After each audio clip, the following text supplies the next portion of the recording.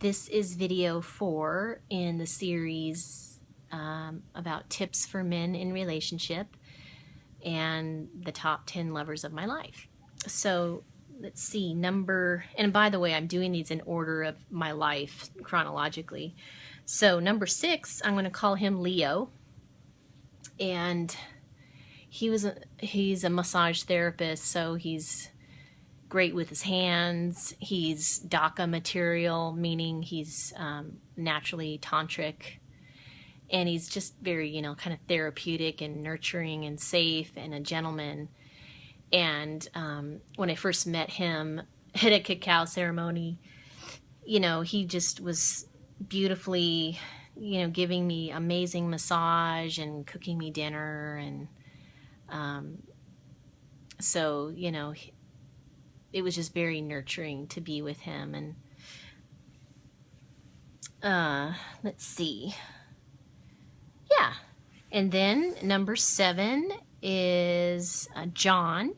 And this was another non-sexual, mostly relationship, more of a companionship type 1. And so our routine was I would come over and he would draw me a therapeutic bath and cook me dinner. And he's into health, which works for me because then we're on the same page as far as how we eat. And we went to a lot of events together, and we'd go on these long bike rides in Pacific Beach area. And he was a gentleman. This was when I was 42. And he was just, safe and sweet, and we're friends to this day. And he just always was very adoring, with lots of compliments, which, that's my second love language aside from touch is, verbal affirmation, and hearing positive verbal feedback is really important to me because I didn't get that from either parent. So, all right, number 8, Tom. And Tom is a Taurus with Gemini rising, I believe. Gemini in there strong. Or no, he's Gemini, I'm sorry, with Taurus rising. Something like that. Anyway, what worked with him and I the best was that we're both highly sensual. So I don't find that very often in a man, unfortunately. And he definitely has it, thanks to that Taurus influence. And he's also a bunny in the Chinese astrology, which helps too. But, when someone is sensual, they often just really lavish and enjoy every little thing, every scent and sensation. And, he's patient and he takes his time, and he's also well endowed. And, we're both foodies, so he's into cooking too, so he usually cooks me a meal, which I love. And so, that was the best part of our relationship. And he also learned the oming technique, which is how to pleasure a woman, anatomically, how that all works. And he got trained in that. So I noticed sexually my satisfaction became a lot stronger because he learned those techniques and was a little bit more understanding of how a woman's body works, and, that it takes time and you just hold space. And so, and I also taught him about the 3 pleasure center thing that I love. And so that was, a very satisfying part of our relationship. On to number 9. I'm going to call him Romeo. And this was when I was 43 in Northern California.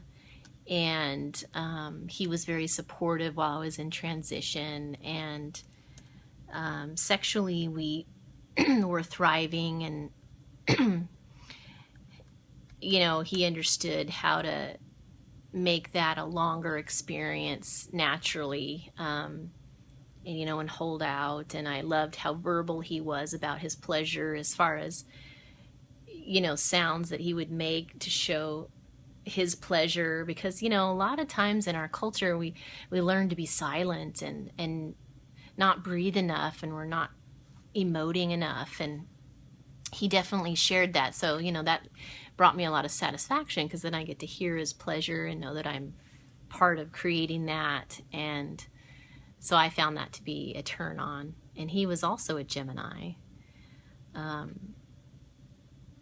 Yeah. And a gentleman. Okay, so we're on number 10 now.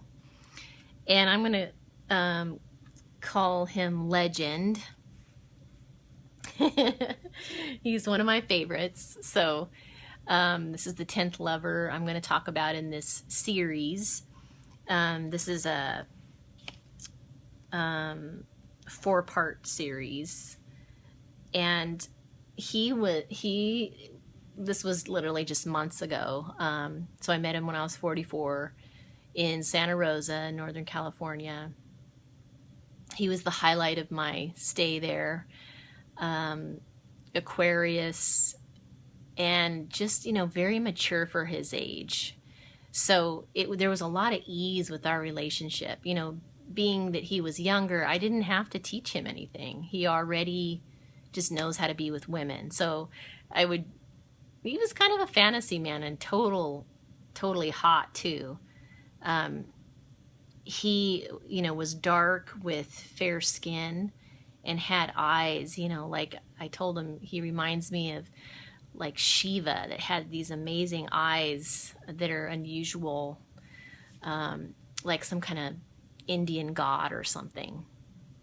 Anyway, he just knew how to put women first and take care of them first, and loved doing that. And he seemed very much like a family man, and just more grounded. And he naturally would, I remember one time sharing on Facebook how, like, within the first 5 minutes of walking through my door, he already hit all the 5 love languages, by giving me a compliment, giving me a gift, massaging me,